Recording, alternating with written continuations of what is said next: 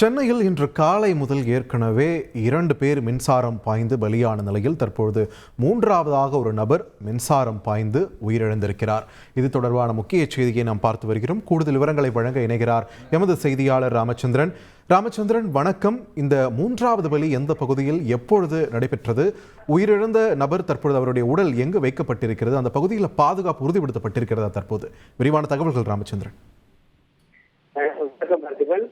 சென்னையில் மின்சாரம் தாக்கி மேலும் ஒருவர் உயிரிழந்துள்ளார். இவர் 3வது மகனாக பார்க்கப்படுகிறது.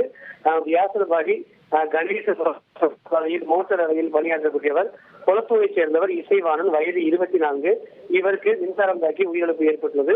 குறிப்பாக சுரங்கப்பாதையில் தேங்கக்கூடிய தண்ணீரை வெளியேற்றுவதற்காக அங்கு ஒரு மோட்டார் அறை ஏற்பாடு செய்துள்ளது.